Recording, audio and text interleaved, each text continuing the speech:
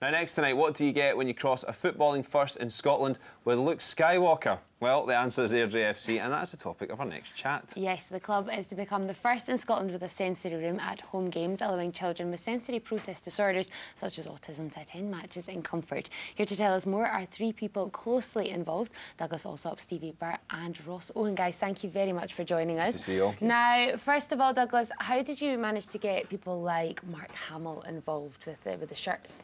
Well, we recently met up with Ross Owen, who's from Airdrie and has a radio station.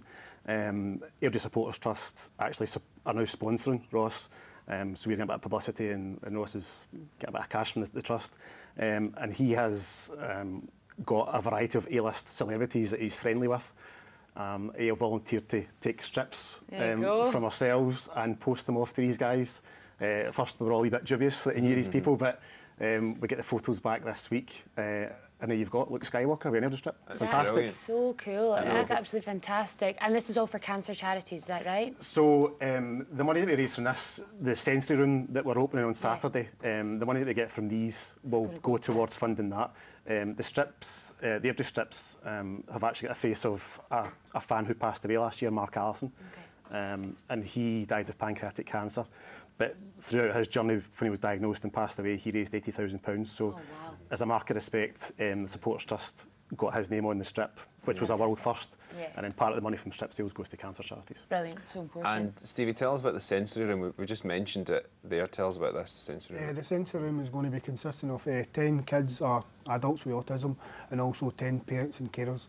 We're going to get these guys from my son Callum's group, the Hope for Autism, anybody that's got the sensory disorders, and also we're actually opening up to the away fans as well. Great. That's such amazing. A great idea. It really, really is. It's lovely. And Ross, why did you decide to get involved then? Well, I've been an Airdrie fan all my life, and it just seemed the natural thing to do, was to get these people involved and do what I can to help. I've been lucky enough to get a lot of good guests on my show, you know, big A-listers, which is incredible. It's fantastic. How did you go about them signing them the shirts? Basically, I'm quite cheeky. I just asked. You know, these days, social media, you can get in touch with anybody now, and most of them follow my radio account, so I just send them a private message and ask them if they would be happy to do it, give them a guilt trip, and of course it worked out very well indeed. That always works. That's like you're the man with the black book of names by the sounds of things. And Douglas, very quickly, tell us about the launch, which is next Saturday, I believe. It's this Saturday coming, against Livingston. So we're fundraising to try and get £10,000, which is the total figure that we need. So far we've kind of thought out £2,000, and we're relying on a lot of your defenders that we've got.